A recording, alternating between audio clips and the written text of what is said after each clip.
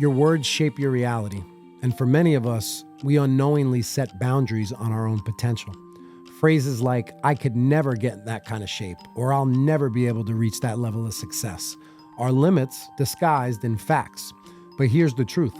There are no ceilings except the ones you create. When you choose positive self-talk, you open the door to opportunities you once thought were impossible. Start affirming your capability and watch how quickly your actions align with your beliefs. Remember, what you're doing today is not necessarily what you're meant to do the rest of your life. Growth happens when you're willing to step into new roles, embrace change, and believe you deserve the best. Your future can change rapidly, sometimes faster than you imagine. So be ready to evolve and walk into the next chapter of your greatness. Don't let yesterday's limits define tomorrow's possibilities. You're capable, you're worthy, and you're deserving of the life you dream about. Speak it, believe it, take action towards it. The best version of you is waiting on the other side of your self-talk. So let's fuel that fire, go after it with everything you got, stay dialed in, stay positive, stay ready, get ready for this incredible journey ahead.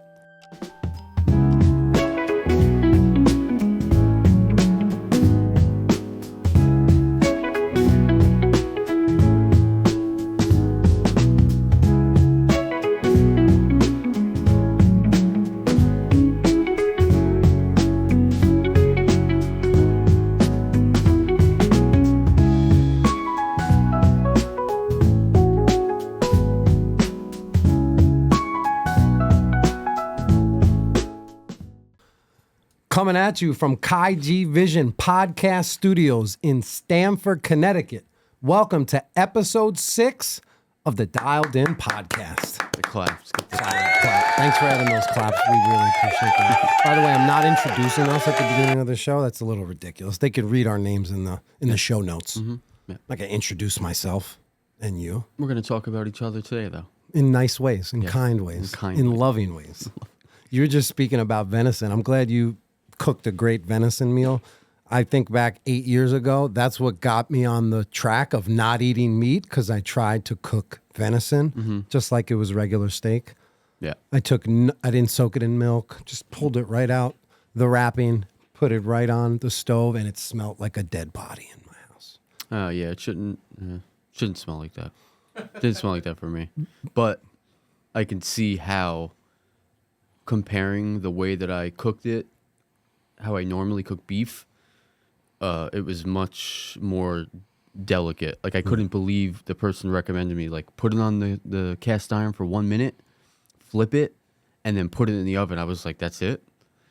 And it cooked so fast. So I could see how if you overcook that, or like beef liver, it's two different things. Yeah, but it was outstanding. It was actually really good. So I've had good venison before, and that's what motivated me to get my own venison. Mm-hmm. And then I just thought I could wing it. Yeah, no. That's just disrespectful. Yeah. You can't wing it. And I was warned by everybody not to wing it. Mm-hmm. Yeah. But it was tough. And that actually sent me into a spiral of not eating meat. Yeah. That was one of the first, that was the second transformation I had, was when I cut out meat from my diet. I got super skinny. I got as ripped as I could have got, I think, off of eating just veggies. Yeah.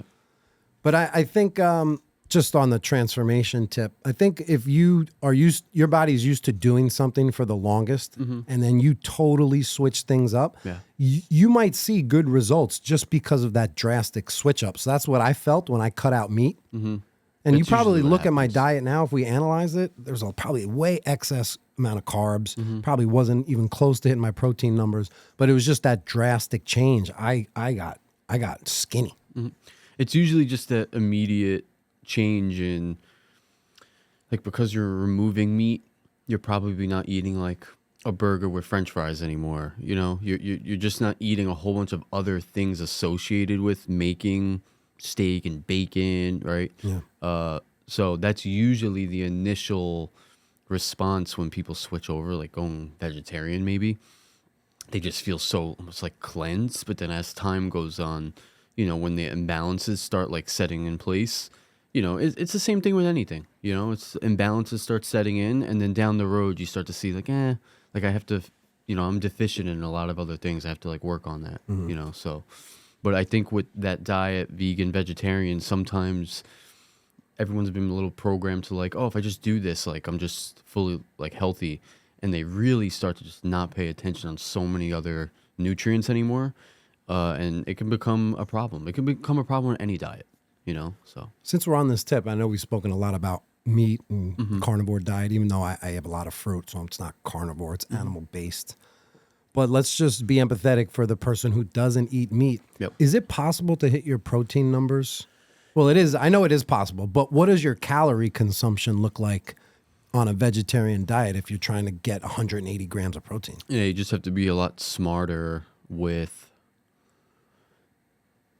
the amino acid profile. I just found recently, there's a few people that have come to me like, oh, whey's not working for me. It bothers my stomach, right? Maybe some milk products. And so I looked for a good vegan supplement where I know that when they're taking it, they're getting the amino acid profile that they should be aiming for. So I finally found one, because usually when I see a vegan supplement, they're really not good. Like, they're usually dirty, and you have no idea the amino acid you're getting in. Specifically, we talked about it, like leucine, for example. So I finally found one. And when you're getting any protein supplement, if they're not labeling out the amount of amino acids in each serving, you have no idea what you're getting in that 25 grams of protein in that scoop. So that's really important that they do that. So I finally found one, and I've actually sent it to 3 people so far, and they're all happy with it. But yeah, you got to be able to do that just in case things like that don't work for people. They need as many options as possible to get them. Give me the going. top 2 or 3 sources of vegetable protein.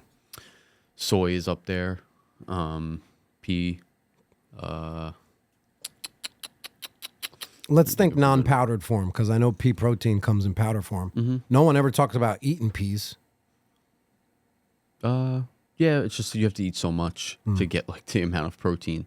Like you get protein out of almonds and peanuts. But and you got they're now you're eating a lot of fat to get that. That's usually the issue with the vegan adjustment.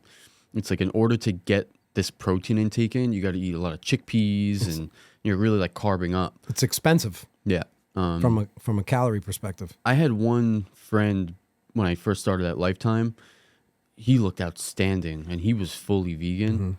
But he did it the right way. He was supplementing everything the right way, and he was working out very hard, and he was eating an insane amount where I was like, wow, like that's a lot of food. Like, you're constantly eating, but he did it really well, and he looked awesome, and he was in great shape.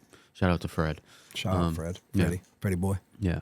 But like soy, it's just, you got to wean through, or you're getting processed soy, but soy does have a very good high absorption out of all of those types of proteins. It's very close to egg and whey. But we're not having 6 soy sticks a day like I'm having 6 eggs. Exactly.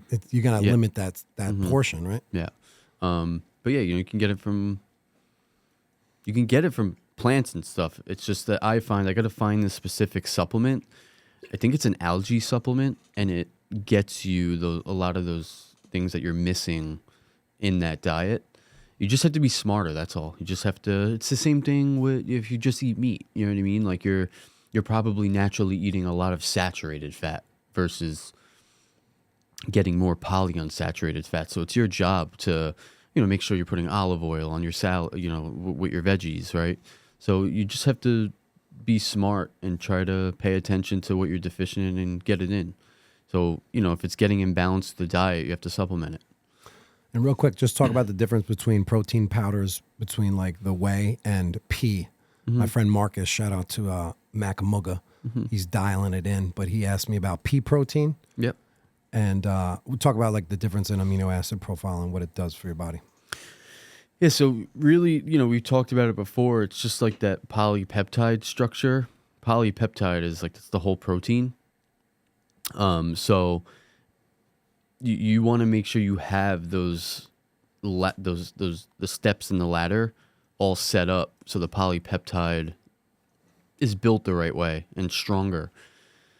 In most like pea proteins, because they're just marketing it like, oh, you're just getting pea protein, you're not getting the same polypeptide structure opposed to like, a whey supplement.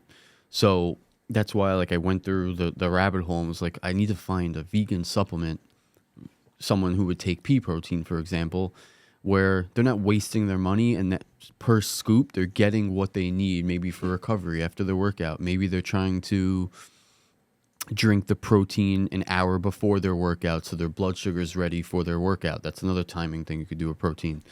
So that response is not going to happen unless that amino acid structure is there, and that's what will start to like kind of activate the hormone in your body, like glucagon. So that's really the difference. It's just all about the amino acid profile. So like, let's look, for example, I don't know if Naked Whey puts the amino acid profile of their pea protein on there, but like, let's look, and you can like even compare them if you want. Naked has a lot of great products that got me interested. Yeah, no, they're really good. It's the cleanest one that I've found so far. Meaning, like, I just don't want to worry about anything being in there. I don't want to worry about whatever, natural flavor, sunflower lecithin, even if it's just one ingredient, xanthan gum, just one. Mm-hmm. It's the only one that I found, the chocolate Naked Whey, where like there's literally just nothing in it. It's just cacao powder and then the whey, and that is it. If it's got one dirty product in it, overall, it's a dirty product. We're going for 100% cleanliness on this show. Yeah, I'm just so this is great. Like, so the Naked brand, their pea protein, so I would be okay with, but yeah, if you want that, get that, because they put their amino acid profile on there, and in the 2 scoops, you get 2,500 milligrams of leucine, like, and that's really, really good. So that's why, like, I keep recommending that brand to people. So I don't know that the supplement is lying about, I don't want to say they're lying, it's just like they don't put those details in there. It's like the supplements that you're getting a proprietary blend of, energy, and they just put a whole bunch of the ingredients, not in the ingredients, in the blend. They'll say like you're getting 2.5 grams of, you're getting 5 grams of amino acids, but they don't label out how much of leucine am I getting, how much of, alanine am I getting, how much of isoleucine am I getting. So you have no idea what the ratio of everything is that you're getting. That's a red flag to me, because now you're buying something and you're kind of wasting your money because you just don't know if it's doing what you're trying to get it to do. So this would be a great supplement for your friend to take because it hits those numbers. So that's all I say to people. I think people get a little like, oh, he doesn't want any, no vegan. No, I'm not saying that. I'm just saying be smart about the products that you're getting so they're doing what you want them to do for you. Yeah. So they're great. Yeah. So, Marc, we are 6 episodes into the Dialed In podcast, and I think it's only right that we communicate our relationship, our history, our origin story to the audience, let them know how we know each other, also introduce ourselves both personally and professionally. Mm-hmm. We could have came out and did that episode 1. We wanted to set the tone, talk about my transformation because it's part of the DNA of this podcast. Episode 2, we talked about Marc's journey through movement and fitness. Episode 3 was the beautiful synergy between all of the components of health, mm-hmm. physical, mental, emotional, social. Episode 4 was about loving yourself. So why don't you just take a couple minutes, talk about who you are personally and professionally for about 5 minutes. I'll do the same. And then we'll go back and forth on our relationship timeline. How's that sound, my friend? Cool. So what do you mean by personally? Just tell us who you are, where you're from, what you do. So family. Yeah, I grew up in Queens. I'm a Queens boy, and then I moved up to Mayapack when I was about 10. That was a fun part of my childhood. I remember you were a city boy coming up to the burbs. Yeah, I was so upset. I cried every day when I moved up to Mayapack. The only thing that was good about it in a way where I was okay with it was because my grandparents had a house in Cooperstown growing up. small house, but it was on 50 acres. You're a big upstate guy. You're a Yeah. big farm guy, woods, open area. Dude, me and my cousins were just like, she wouldn't let us really have video games up there. It was just 50 acres in the middle of nowhere. And dude, me and my cousins, we would just explore. We would just be outside from like, I don't know, 8:30 a.m. to 7 p.m. catching fireflies. And, so, that adjustment of going to Mayapack wasn't the biggest deal, but I cried every day. I didn't want to be up there. And it was such a blessing in disguise because I loved growing up there, being in the woods. I loved going to Mayapack High School, middle school. Yeah, so, I just grew up in Mayapack, frolicking through the woods. Class of 09? No, 2012. Oh, yeah. Okay. Yeah. Keep going. 2012. We'll hit on it, but our connection, in a way, is I was supposed to play basketball for your father when I was in like 8th grade. Phil D was the AAU coach? Yeah. It's so funny. I feel like that is a change in trajectory in my life for basketball, because at the time I was playing a lot of football, and I just, I went from playing in like this like fun football environment with like all of my friends, and then going on your dad's team where it was scary. Like it was no joke. Like he wasn't messing around. Like he cared about what he was doing. And I just, at that time, was just like, I don't want to do this right now. I don't want to play basketball. And I just feel like I would have been in a different place as a basketball player if I stuck and stayed with that one season with your dad. It's cool thinking about that stuff, like the trajectory. It's like just 1 inch off, and then it turns into, you're just a different player now. I think I would have worked on things differently. But yeah, I knew your father from, all 8th grade. That was a lot. That makes me feel warm inside. Yeah. So 2007, yeah, it had to be 2007. I hadn't considered that connection. Yeah. But yeah, I went to Mayapack High School, goofed around, I was an athlete, played basketball. You're a stellar athlete from what I remember. I wasn't fundamentally very good. That's what, when I look back on it, I'm like, I wish I worked on, like I train a basketball player now, and I see how fundamentally like good he is, and I'm like, I wish I took it serious like that. I wish I had guidance. I wish I had someone like me telling me how to train, because everything was just jump rope, just do push-ups, just do pull-ups, just have good cardio. And the one thing my mom taught me was, you don't ever walk on the court and then walk off the court where you can say that someone was playing harder than you. So at the end of the day, when I got on the court, I just didn't let anyone like outwork me. I was just like, yeah, this kid might be better than me, but I'm going to make sure this kid is so tired that he's not going to have any more skill anymore. So I just played really hard. I feel like you were the best athlete on the team, and you were the guy that guarded the most athletic wing on the other team. I was just I wasn't, if I was scared, I would never show anyone I was scared. And I just, from my upbringing, how my mom was, I just always wanted to give as much heart and will as I could being on the court. And I always knew that I could say, that was like my way of finding superiority over a player, even though they were skillfully better than me. I knew, I'm like, you can't push harder than me. I know you'll stop pushing before I do. So that was my way of like evening the playing, field with each other.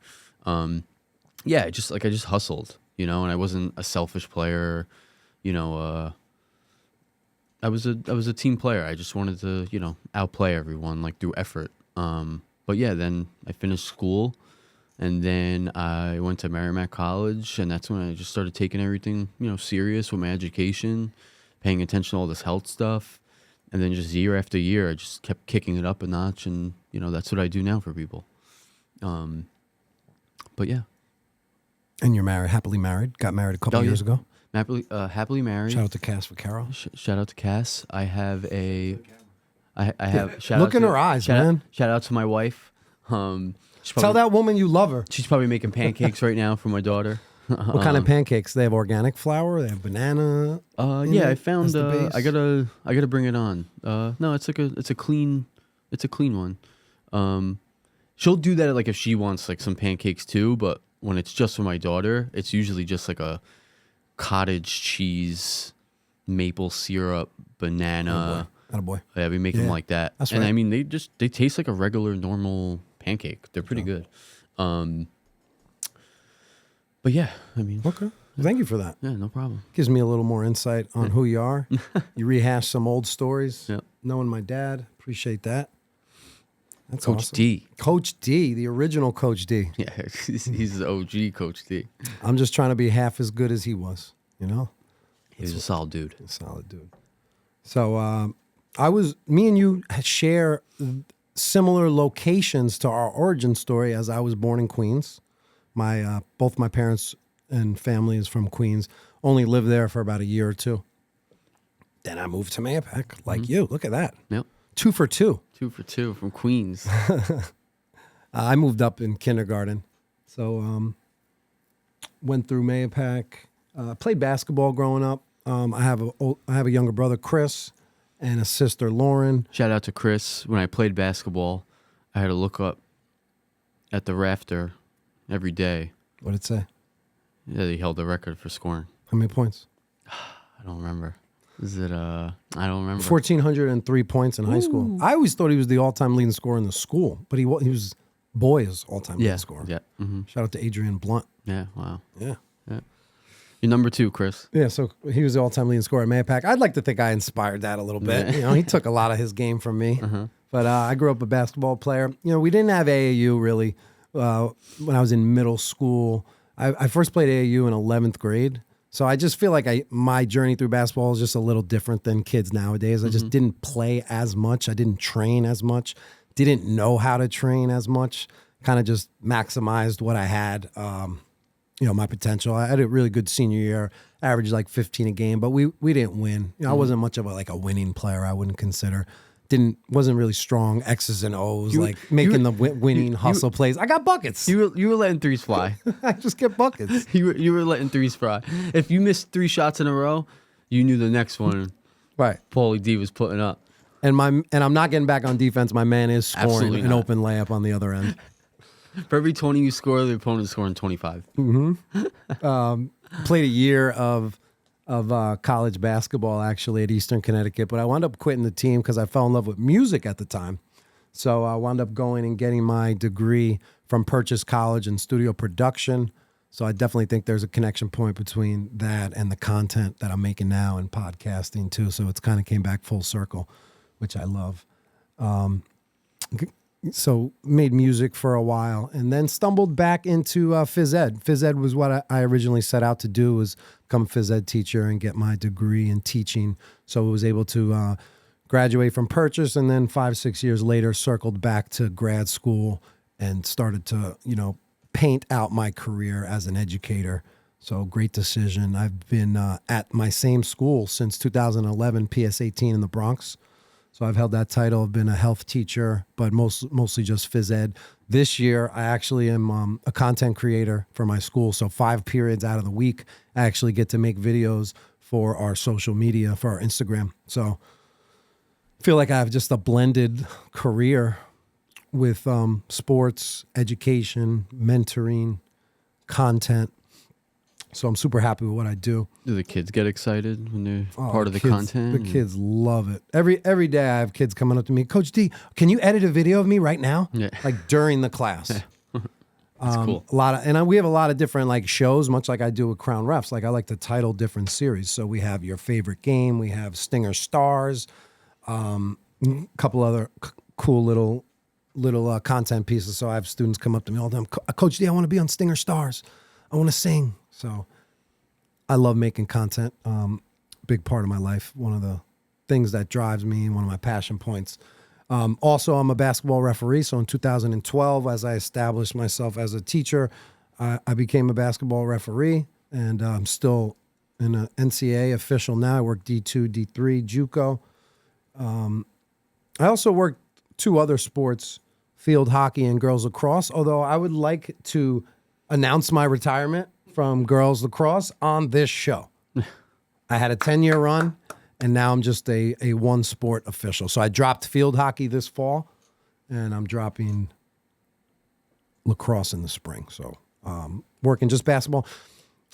Then in 2018, I started Crown Refs. That was really the introduction of my content career. Started a podcast, started a weekly newsletter, and started producing a prolific amount of content across all social media platforms since 2018. So we've been really going strong since then. I have a community with Crown Refs, so we have over 400 officials who are part of our in-house private community. We do weekly training sessions, give out a yearly scholarship, basically just have like a family of officials, such a close-knit group. It's been such a pleasure to grow and build relationships across the officiating industry. And then, you know, here we are now with Dialed In. So a second podcast, and just super happy to be working here with you now. And I am a dad, married to Jaritza Diaspara in 2014, and my daughter Lexi is 7, and Nico's about to be 3 in February. My man, Nico. How's he doing? Nico Ace is great. He wanted to come do a podcast with me today. He did? Yeah. Dad, I want to do a podcast. I was wondering if you're gonna like. I think it'd be fun, but I'm like, I don't know if I'll sit through it. Well, we would have to come drop him off and take his best clips over like a 10-minute period. We can't expect them to like give us the greatest take in 2 minutes. But yeah, we could have a kid episode. We can even have a wife episode. Yeah, just bring the whole family down, Claudia. Bring your wife too. I think it'd be cool. Yeah.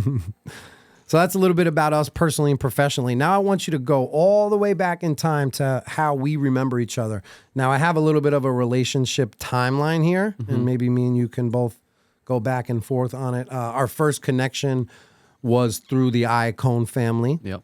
All right. Then the basketball days of me watching you play and you playing against each other, pick up at New York Sports Club.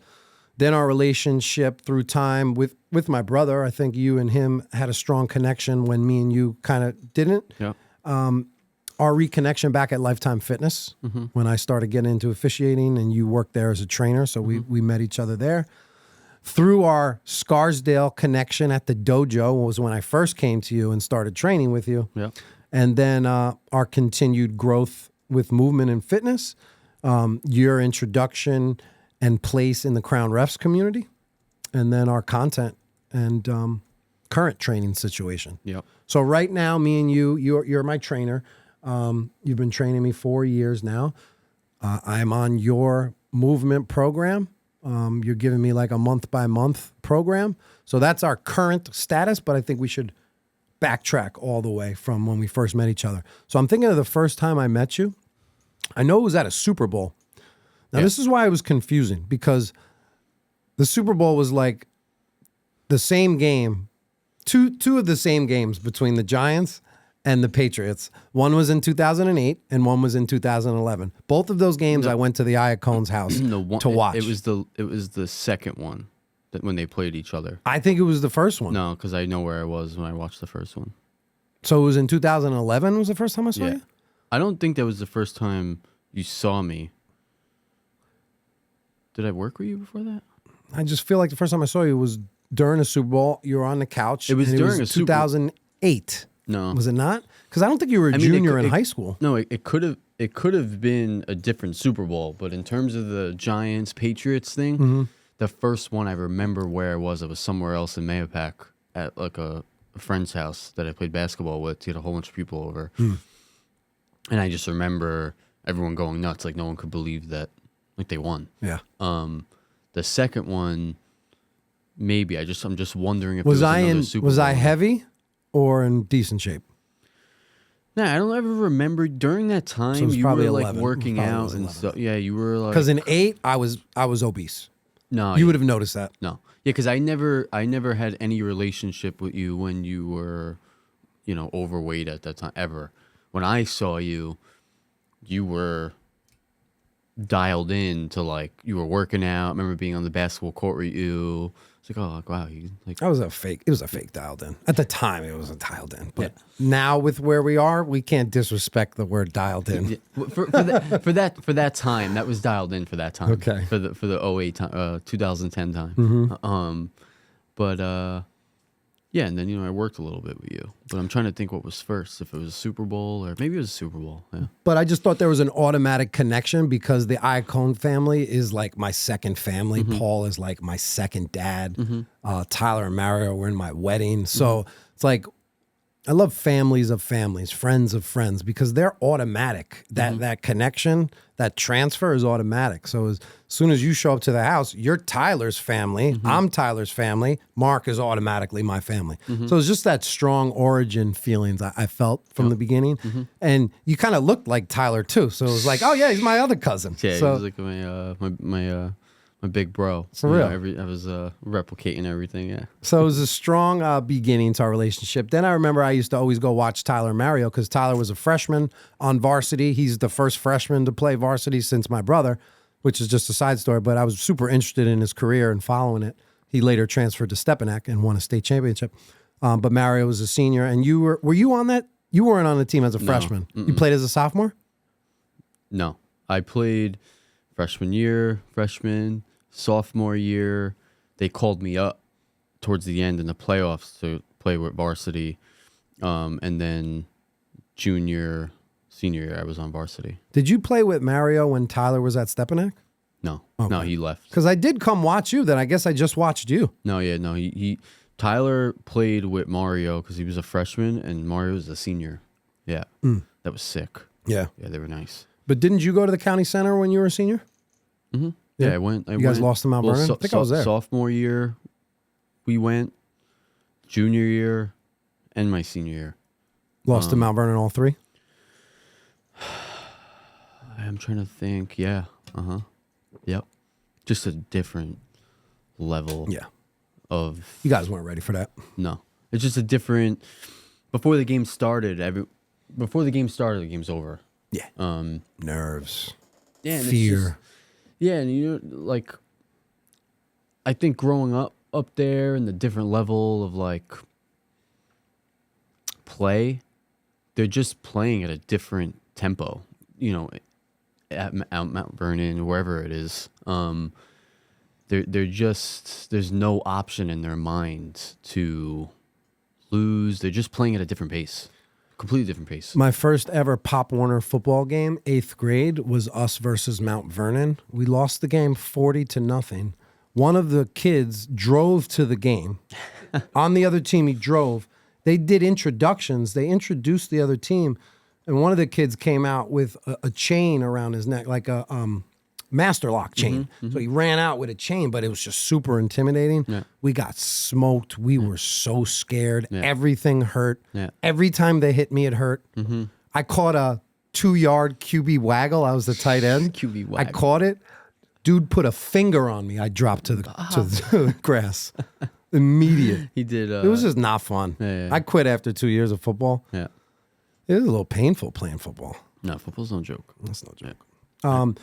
So I used to watch you playing basketball. That was pretty cool. Then we played some pickup, New York Sports Club. Yeah. I feel like I got the upper hand. I feel like I got a lot of buckets on you. I know the size was I was a little bigger at the time. You still had the boy bony body. Yeah. So I was able to get to my spots. I was such a different in high school. There was something about, like, I don't know who was teaching me or in my head about how I should be shooting the ball, but I wasn't shooting the ball the way that I felt comfortable to shoot the ball. So my shot was just so bad. And when I got to college, it was just like I didn't have to like answer to anyone anymore. Care.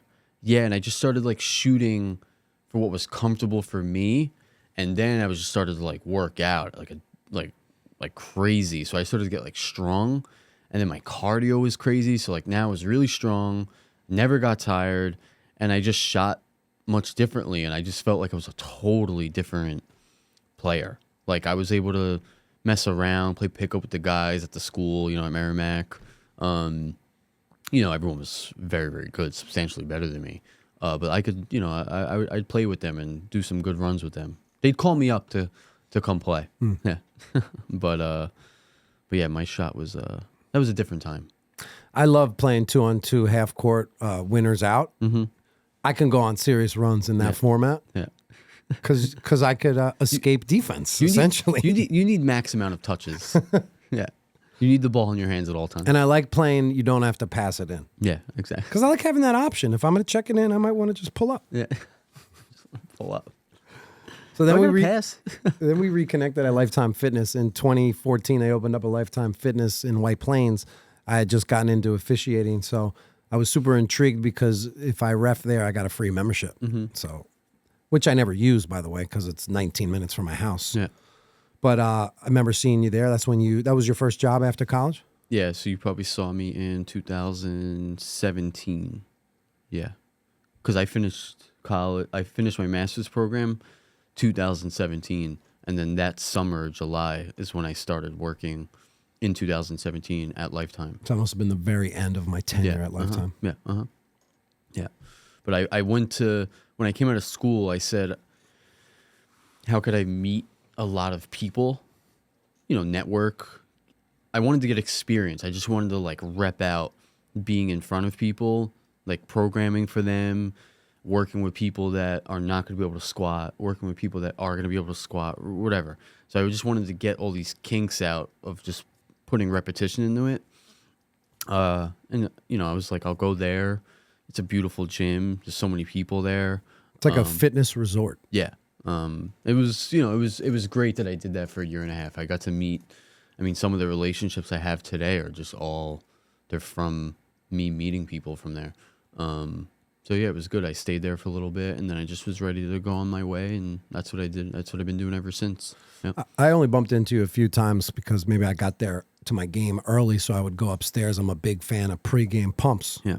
Go work out before your game. So I would see you up there working with clients, and the one takeaway I had was, Marc does some weird stuff. Yeah. He's moving weird out here. Yeah, that's when I started.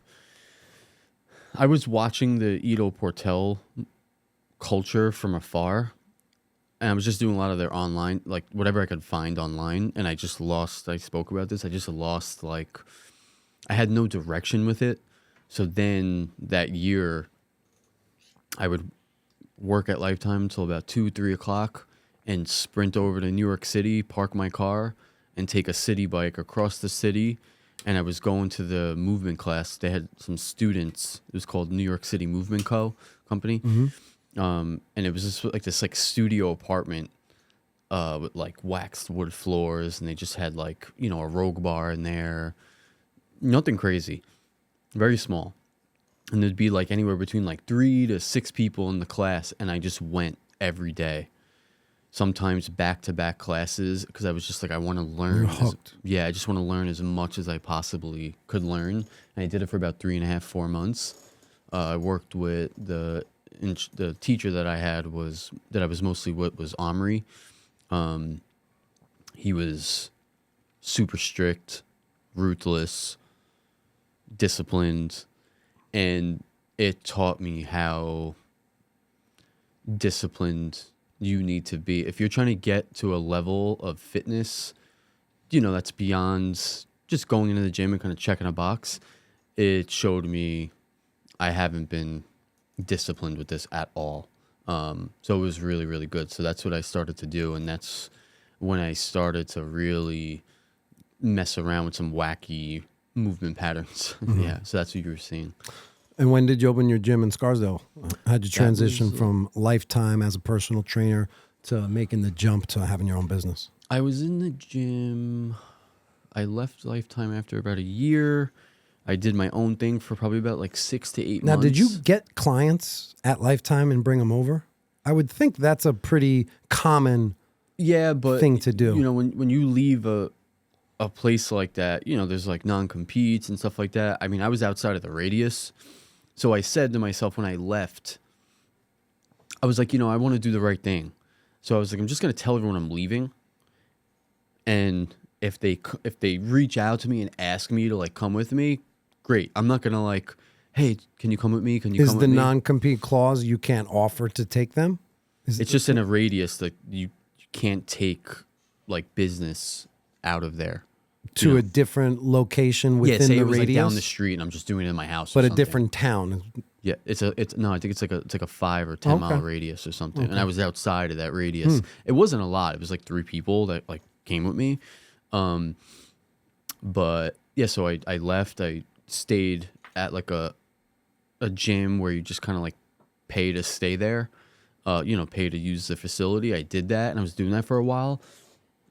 And with how much I started to train, I was just like, yeah, this is like kind of becoming a lot, So that's why I was like, why don't I just try to just like do my own space, and with the way that I train, my overhead shouldn't be too crazy because I'm not getting a whole bunch of treadmills. I'm not leasing machines out. So I was like, if I could do it, I probably can because you remember the dojo looked like a dance studio. Yeah. It literally just had It's mirrors. minimal. Yeah, Minimal. it was super minimalistic, because as I did the movement classes, I just saw like we should want open space and we should be able to get to a point where you can be moving with all of that space, not getting away from I'm going to take my mat, put it out, I'm on my squat rack, and you're just staying in one place. So in terms of like, are you moving? That's what basketball is. You're moving all around the court. That's what maybe hockey is to someone. That's what soccer is. It's good to have like these different practices where like you're moving around. What do people do when it's nice out? Oh, I'm gonna go for a hike instead of what? Going in the gym, staying in one place and just staying on the treadmill, right?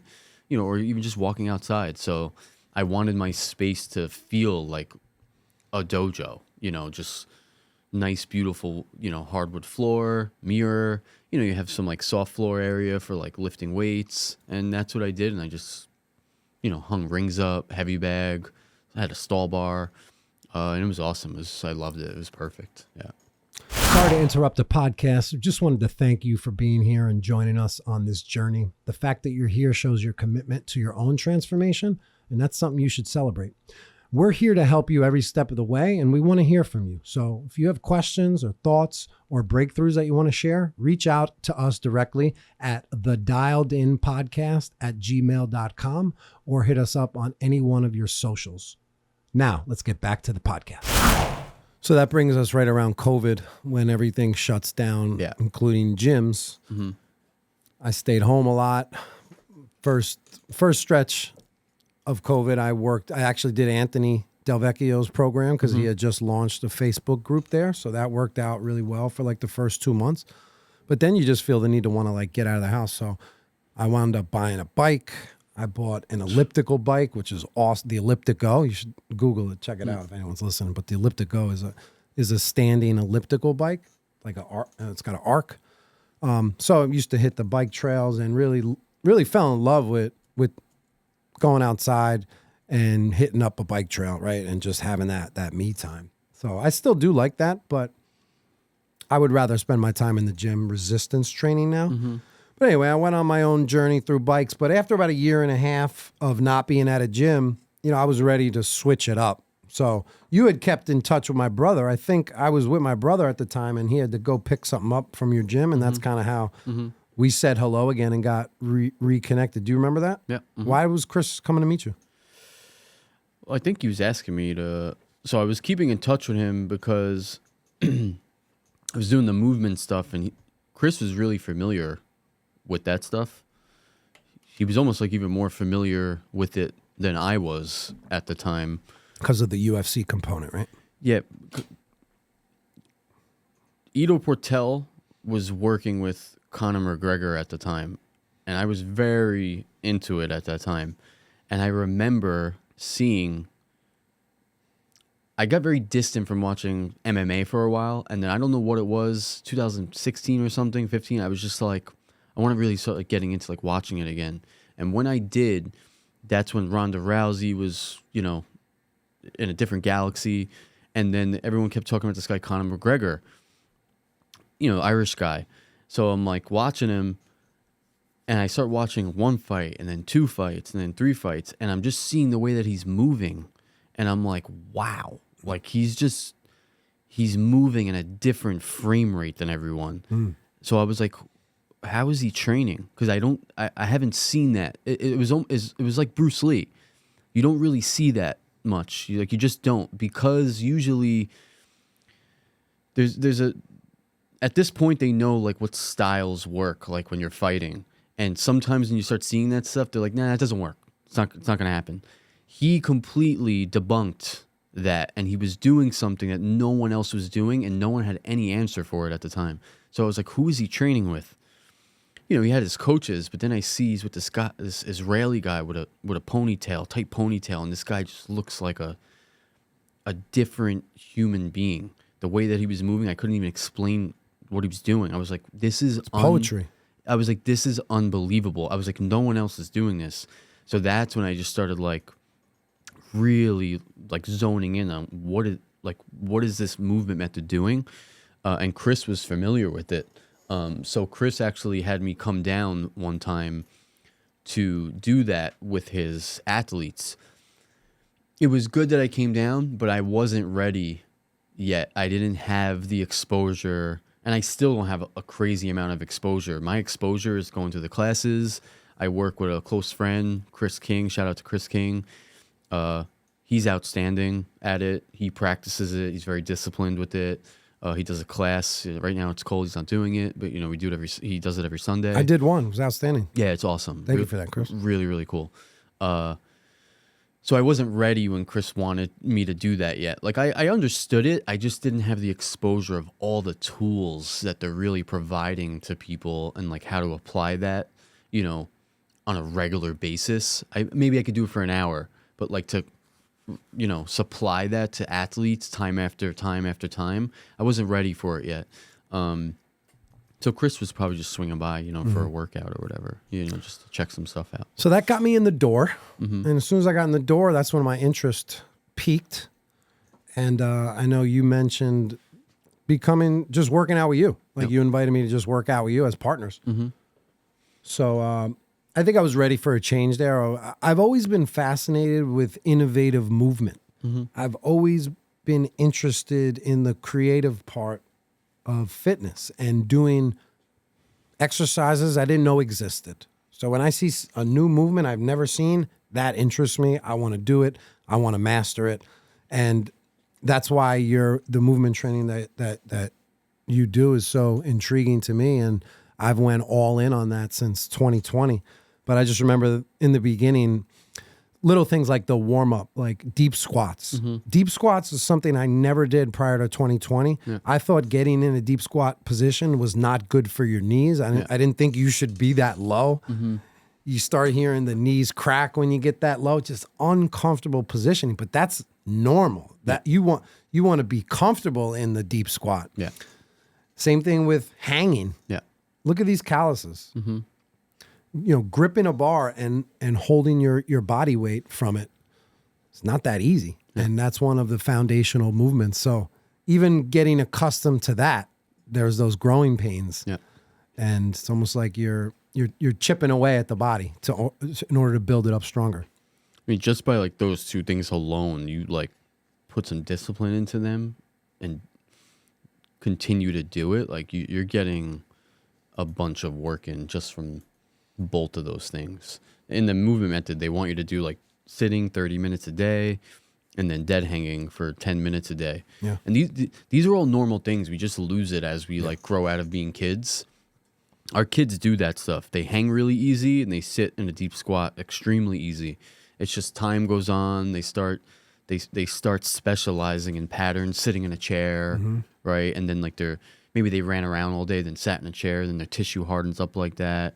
They're gaining weight and they're not hanging from a bar really anymore. So they just start becoming more and more and more disconnected with the natural things that we just normally do. So that stuff, it's so funny. It's abnormal. Like, oh, that stuff is abnormal. And it's not. It's the other way around. The abnormal stuff is, sitting on an office chair for 8 hours, 5 hours, taking a bar, putting it on your back and staying in the same place and just squatting up and down 15 times for 5 sets in a row. Like those things are abnormal. Normal is a kid seeing a park and moving in every single way, shape, or form. That's normal. So, I think with you and your personality, you're a creative person and you like expressing yourself in that way. I think the movement stuff was finally something where, for the first time, I think you actually really felt creatively connected with your health for the first time. Because other than that, it's like health has always just been, I got to go to the New York Sports Club and I got to do, a chest routine today. And I'm just going to do these 4 sets and if that's your thing, that's your thing. But in terms of bench press is lame. Yeah, it's just, it depends on what you're doing, if whatever it is that you're trying to specialize in. But in terms of what you're aiming for, of longevity and health, it's hard to find people that are not just bringing you into the gym just to like lift. Mm-hmm. I want you to be able to be strong and lift, but I also want you to be able to, go on the floor and do a 1-arm push up what you were doing the other day and balance on one leg while doing it, so that way, you have all these patterns. We don't have to worry about like if you're going to get hurt, doing the lizard crawls that I have you do. And then we take that and like, oh, why don't we just go rock climbing today? Can you climb? It's like you do a whole bunch of lat pull downs, but can you actually go on a wall and pull yourself up and move in every different angle? So I think that's what the movement stuff has been for you too. It's been a way for you to connect your creativity and expressing that through exercise. So, yeah. Something really soothing too about these primal movements. You feel like a real connection to just, I don't know, like just being a human almost, because these are like foundational, ancient type of moves. And I think when I came back to Scarsdale, when we reconnected at Scarsdale, we were super consistent for a long time. I remember we'd do like 5 days in a row. Yeah. Mm-hmm. And then the days you couldn't go, you'd leave your door open. Yeah. And you would just give me access. I'm like, oh my God, this is amazing. I get to come on the weekends when he's not here. I get the gym to myself. It was your dojo. It's my dojo. So I think I was hitting peak moments of love, like for just fitness. That was kind of the beginning of where I'm at now. Then you moved gyms. Mm-hmm. So we worked for about a year there. Then you moved to a gym in White Plains. Yep. And I think in 2021, I had one of my peak. Remember, you took a couple pictures of me because I think I you could see like 2 abs at the time. Mm-hmm. Wasn't dialed in with my diet, but there's been some like couple peaks. That was definitely one of them. And then we moved to another gym, which we've been there for a year now. Mm-hmm. And recently, had that transformation.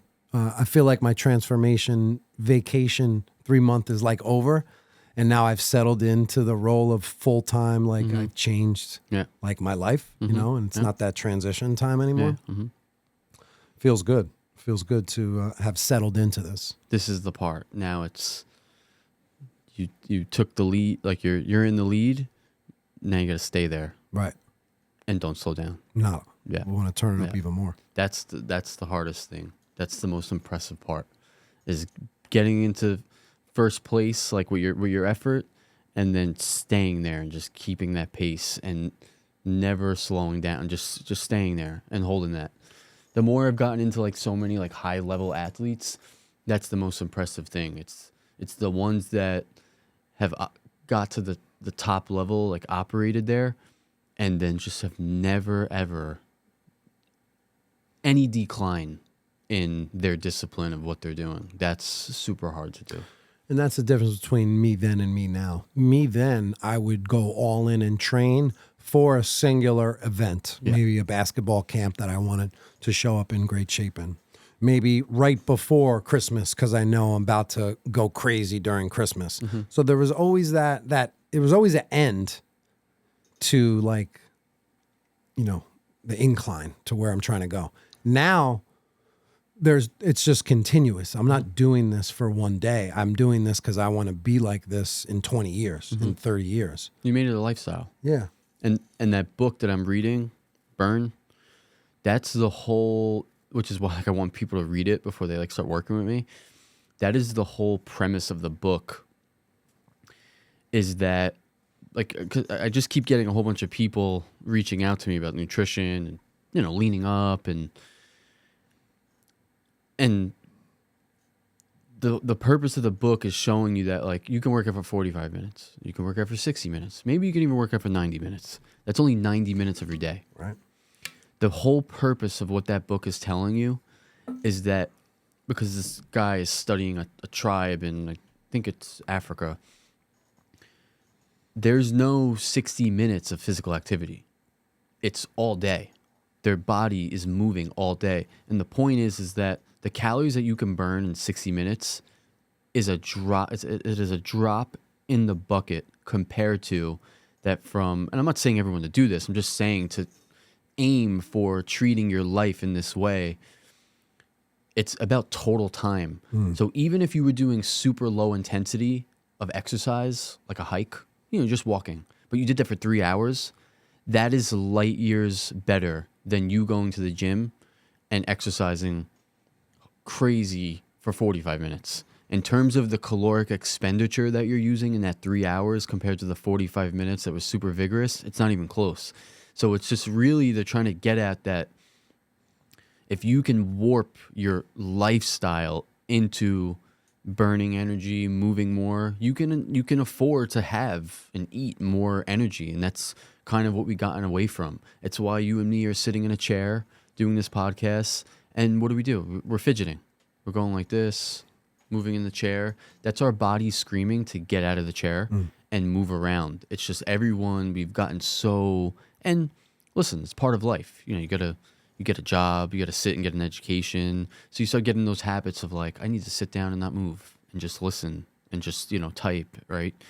But that's what it is. We've just lost, you know, that gaze on, you know, being active all day long. And it's just become just check a box. And I think you've just really have started to just over time really connect with that. And then your transformation, I think it's given you another like jolt again, like, wow, like I could really be as healthy as I possibly can be. So you're mentioning about the importance of time under tension. Yeah. And I like that you're going bigger picture versus just the condensed 1 hour window of workout time. What can we do in that 1 hour window? How about you just think of your day as the 16 hours that you're up? What can you do within those 16 hours? Yeah, you got 1 hour allotted for a workout. What about in the morning? Like, can you go for a 10-minute walk? Can you do 50 push-ups at 12 p.m.? That's the cool thing about my job is it keeps me active throughout the day. So I'm burning calories from the time I wake up, 5:45 up until the night, and I'm on my feet, and I can snack on exercise throughout the day. Like I love that concept of snacking on exercise. Yep. 15 jumping jacks at 9 a.m. It's only 15, but if I'm doing that, you know, every morning, It's just 15 moving, dude. jumping It's just jacks. move. It's just move. It's even if you're getting up and, you know, part of your stretching routine, you know, you're just doing 10 air squats and then holding on the 10th one for 10 seconds. And before you eat your overnight oats in the morning, I have no idea. It's just moving. It's just, I find that a lot of people come to me and they're immediately, it's not their fault because everyone's programmed like this, but like they're immediately looking for, how many days a week do I need to work out? They're immediately looking for, tell me how little I need to work out to get to this. What's the bare minimum? Yeah. And I just want to shout out to one of my clients. He's been busting his ass. Before he came to me, he was like, I don't know, 23% body fat. And then when he started with me, he was like 19% or 18.5%.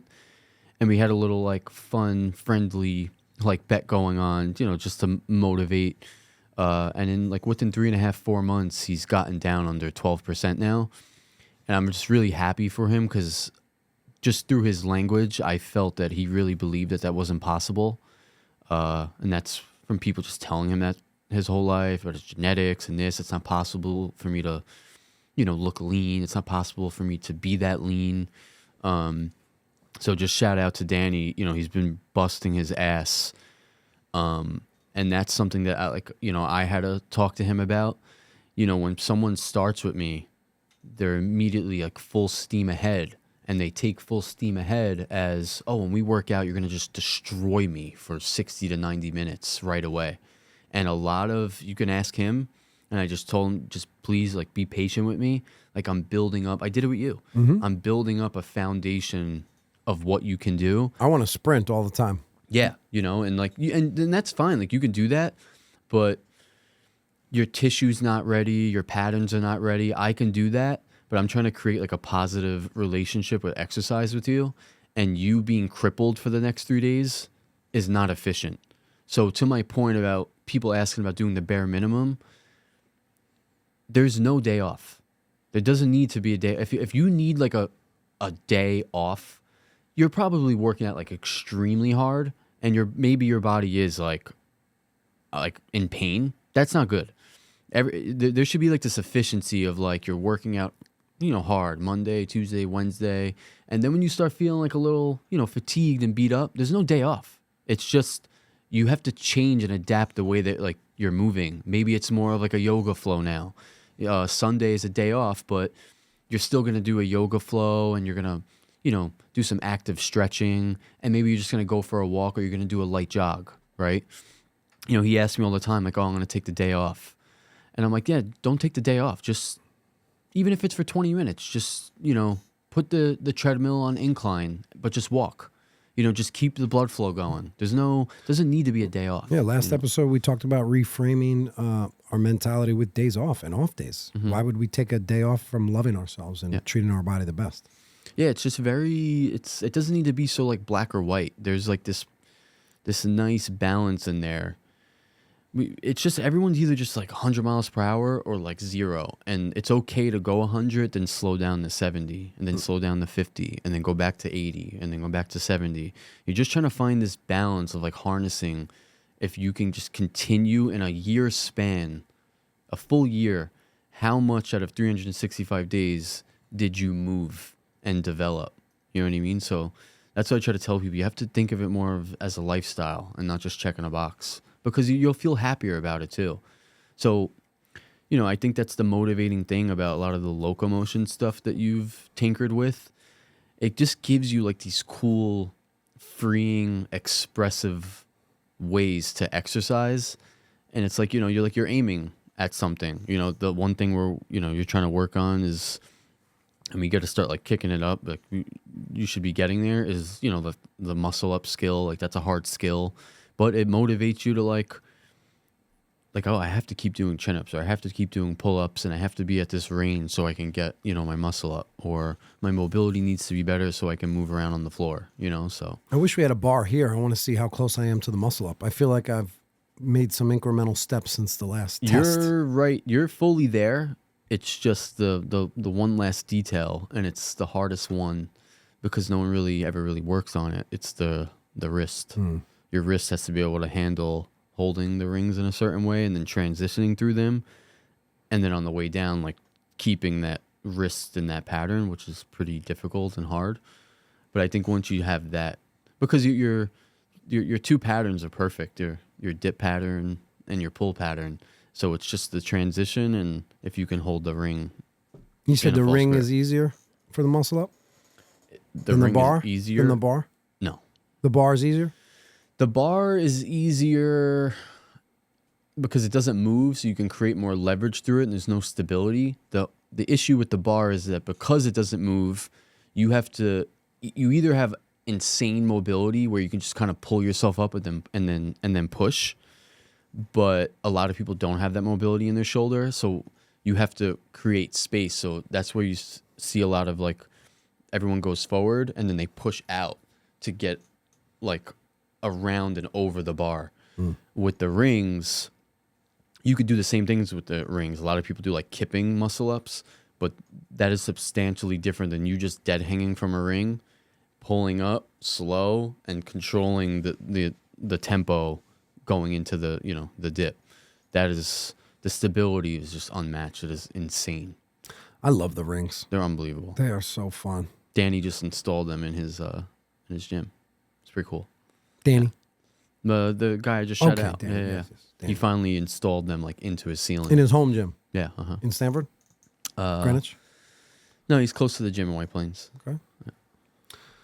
So that's kind of where we're at. We didn't mention also you've been part of the Crown Refs community since 2022. You've been the fitness guru, Marc GPT. People tag you in your channel with any of their health or nutrition questions, and you're usually good getting back to them between 18 and 36 hours. Mm-hmm. Right around that window. Sometimes it takes a little nudge by me, but when you respond, it's on point. It's hard. I have people that are doing, full time with me, the nutrition stuff. And I will say it's one of the hardest things about what I do. I have essentially 3 to 4 people right now, even if I don't answer them, just sending me every single thing that they are eating because it's a log. And to put it in an app, then we both got to go in the app. So I just, like, on my personal messages, these people are just 24/7 showing me everything that they're eating.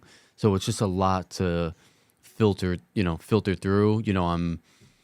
I'm literally a nutrition chat GPT. I mean, that's what I am. So it's my job, and when I get a real serious full-time client, like, I'm that available. It's 24/7 where, the nutrition timing, if something's wrong, if something's not changing with their weight. So I'm just trying to, like, literally tailor every aspect of what they're doing. Hey, Matthew yesterday tagged you at 10:07 a.m. He says, Marc, what was this on? It's on Discord. Oh, no, I didn't see that. Is it even downloaded on your phone? It is. I just probably turn your have notifications on, sir. You're getting tagged. You should know that you're getting tagged. I didn't even see that. I know. Let's go. What do you think of Live It Up Greens or AG1? They contain some methylated vitamins along with many other things. Yeah, so I took AG1 for a little bit. So AG1 is more catered to... I would say, like, the athlete, someone who's just a little bit more active. I personally like Andrew Huberman. I've had a few people, I got to go through online and, like, filter, through ingredients. And I've had a few people raise concerns about, I don't know if it's like the spirulina powder and how they process that into the supplement. But all I can say is, through my experience, when I took AG1, I don't know if it's because that it's in the powdered form that it's in, the quality. I can speak on that. I felt absolutely outstanding when I was taking it. That's just me. So I think that stuff is great. I do think it's very, very good. You have to make a call about, is the cost worth it for you, financially, to get that every month. I thought it was outstanding. I just don't currently get it right now. I currently use, like, a multivitamin instead. But I don't know. I mean, I drank that every morning, and sometimes I would do it again at night. And I just felt outstanding. I don't know how to explain it. Like, my energy just felt really good, felt better. I felt a lot more distant with getting sick. Like, but that's just my opinion. So I think that stuff is outstanding. I've seen people kind of nitpick. I try to go online and look at what are other professionals, MDs, what are they saying about, a product. So I just try to, like, filter through that. I've seen certain things, but I think Andrew Huberman is outstanding. I think he's very deep into science, and I find that he's going to associate himself with things that really work well. So I thought it was great. What was the other thing he said? He mentioned something I never heard of. I guess a rival to AG1. Live It Up Greens, probably same product. Live It Up Greens? Yeah, I'm not sure. Yeah, so with AG1, I just find, because I've had supplements like that before, like the green powder, and they all taste pretty bad, in my opinion. I just know Andrew Huberman. I watch a lot of his content, and everything he's saying and doing is there's no bullshit to it. He's really it's a clean show, Marc. That's all right. It's really like As I dropped multiple shit bombs on episode 5. he's just doing a very good job at the hard part, which is going through research studies and seeing which ones are good research studies, which ones are bad. So I trust a lot of his data on what he's putting in that supplement, what his, crew is doing. So I think it's great. I don't know the other product that the person suggested. I have to look into it. I just want to get to one more because Zach tagged me and I did not respond. So I should not point the finger at you if I'm making the same mistake. But Zach asked about Spindrift. He wanted to know, what did he say? I switched to poppy drinks a few months ago. Used to be a huge soda drinker. I answered that stuff. What do you think of Spindrift seltzers as a soda replacement? Is it the seltzer water with actual fruit juice in it? No added sugars. I just want to say one thing about Spindrift. It's my favorite seltzer brand. However, a couple of their flavors do contain citric acid. Yeah. So half of them are not clean. But they do contain real fruit juice, unlike flavored seltzer, which are natural / artificial flavors. So in terms of like what we were talking about earlier, like when we do something and making like these big adjustments and like feeling much better, and if that gets people away from drinking liquid calories like soda, Gatorades, anything, even a fruit juice, especially a lot of the fruit juices that you're getting in the store, you have to go out of your way to buy like straight, like just cranberry juice, for example.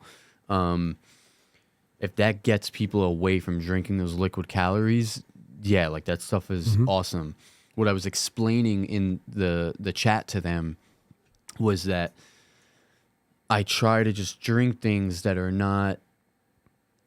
Now, this can be a good thing for someone or a bad thing. In terms of me and my lifestyle and your lifestyle, how active you are and how active I am, I'm trying to get as much hydration in as possible.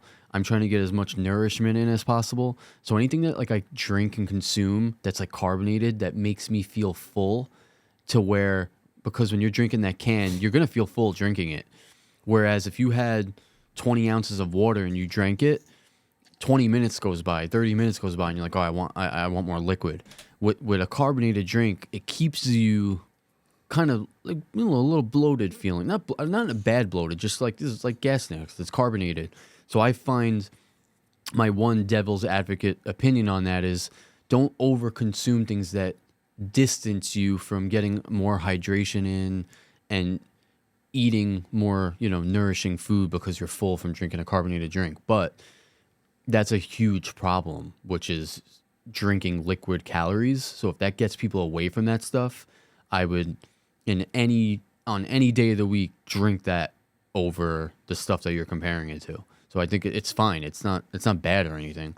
I'm just always trying to enhance. Am I drinking more water, with sodium in it? Am I hungry? My body's telling me I'm hungry again. I want to, everyone's just getting so caught up. Oh, I'm eating calories. You got to think, am I eating nutrients? You know what I mean? So I try to just distance myself away from things that, stop me from doing that. But that stuff is good. Yeah, it's not bad.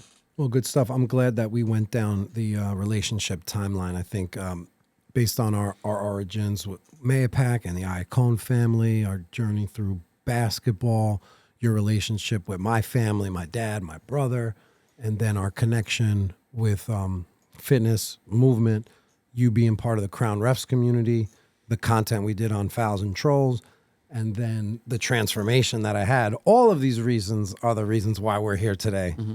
Partners in this dialed in mission, just trying to inspire other people to find their wellness breakthrough. And we've done it so far, piece by piece, person by person, just one at a time. That's all we're looking to do. This is an unselfish mission. We just want you to be healthy and happy. And if we can talk about it in 100 different ways to inspire you, or maybe help you get a switch, turn that switch so you could see progress, that's what we're here to do. So anything you want to say in closing before we drop the kids off? I'm just, I love what we're doing. I love all the time that I've spent with you. You've motivated me in a lot of areas of my life. And I'm just happy doing what we're doing, the message we're trying to get out to people. I just want people to know that it's possible. It's not the end of the world. You have just citric acid in something or whatever it may be. I just want people to know that you can achieve what you're doing, right? Or maybe what some of my other clients are doing, whether they're man or woman. I just feel like people need to be nicer to themselves and what they deserve with their health. And I think it's good doing what we're doing here to talk about that for people. Because I think a lot of people have a hard time taking a first step, feeling discouraged about it. So I want this to be a safe haven for people to asking us anything.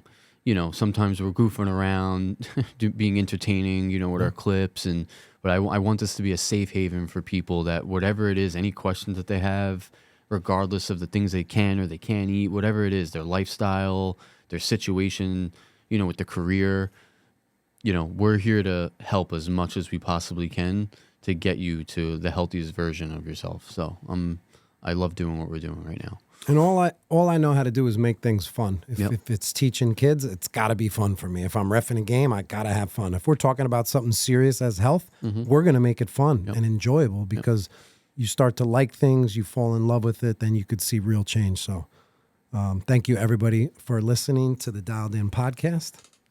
Let's leave you with this before we go. Let's close today's episode with this thought. Your words shape your reality. And for many of us, we unknowingly set boundaries on our own potential. Phrases like, I could never get in that kind of shape, or I'll never be able to reach that level of success, are limits disguised in facts. But here's the truth. There are no ceilings except the ones you create. When you choose positive self-talk, you open the door to opportunities you once thought were impossible. Start affirming your capability and watch how quickly your actions align with your beliefs. Remember, what you're doing today is not necessarily what you're meant to do the rest of your life. Growth happens when you're willing to step into new roles, embrace change, and believe you deserve the best. Your future can change rapidly, sometimes faster than you imagine. So be ready to evolve and walk into the next chapter of your greatness. Don't let yesterday's limits define tomorrow's possibilities. You're capable, you're worthy, and you're deserving of the life you dream about. Speak it, believe it, take action towards it. The best version of you is waiting on the other side of your self-talk. So let's fuel that fire, go after it with everything you got, stay dialed in, stay positive, stay ready, get ready for this incredible journey ahead. You got this. Till next time, Mr. Vaccaro. I love you, bro. I was waiting for you. I love you, bro. Love you, bro. Oh, we got to get up. Thank you for listening to the Dialed In podcast. We hope you enjoyed this episode. We want to hear from you and help you even more. So please reach out and connect with us at the dialedinpodcast@gmail.com or hit us up on one of our social media accounts. And remember to stay dialed in and choose to have the most amazing rest of your day.